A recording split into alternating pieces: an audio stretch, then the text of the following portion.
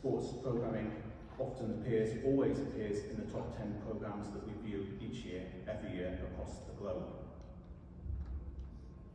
We also know that there's lots of sports out there, and not every sport is a tier 1 sport, but we know that there is a demand for viewers to watch it.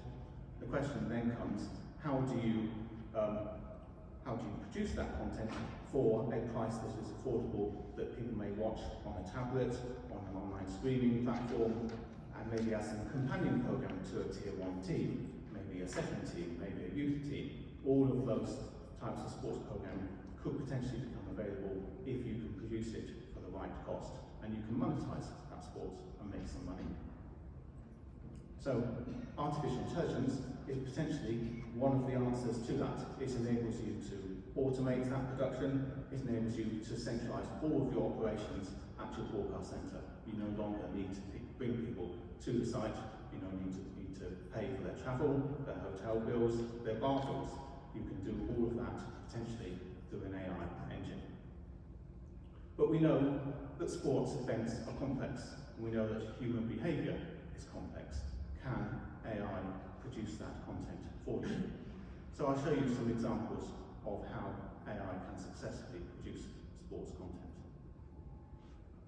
In terms of tracking the sporting action, it's often more than a simple follow the ball. Different sports are different sports have different behavior, and you need to accommodate that. Here's another example. In this baseball example, that's very different as sporting behavior compared to the soccer that I just showed you. So, different behaviors, but AI is a really good tool to be trained for those different sporting behaviors.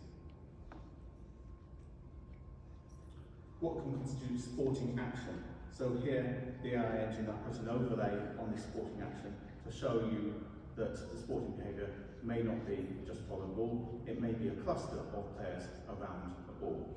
And the AI system there is detecting the two teams, they're coloured differently, the referee is coloured differently, it knows what a ball looks like, it knows what a bald head looks like, and it can produce that content and accurately track it. Here, it also knows the difference between on-pitch players and off-pitch people. So it's ignoring the team coach at the bottom on the sideline there. So all of the abilities there to accurately understand what is going on, you can train an AI system to accommodate. Now, if we're going to televise and bring to a program screen that sporting action, then you need to be able to cover the entire field of play. You need to have some panoramic vision to accommodate that entire sports stadium. You need to have some high resolution imaging because you're probably going to want to zoom to the far side of the pitch, zoom to where the action is taking place.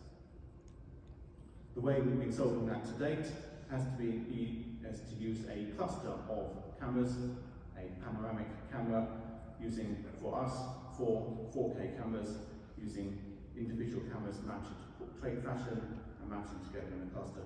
That gives us the panoramic vision that we need to accommodate a sports stadium, and then using digital zoom to where the action is taking place.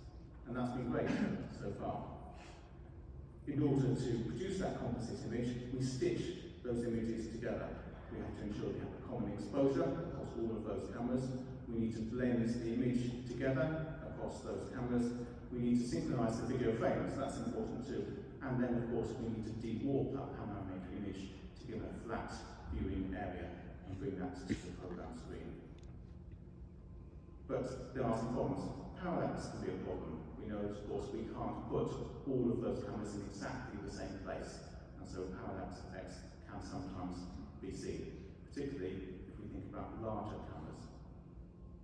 But here's some examples. So here's an example of a basketball game, and here you can see that we are successfully tracking that sporting action and panning across the sports pitch here. That's a single camera shoot.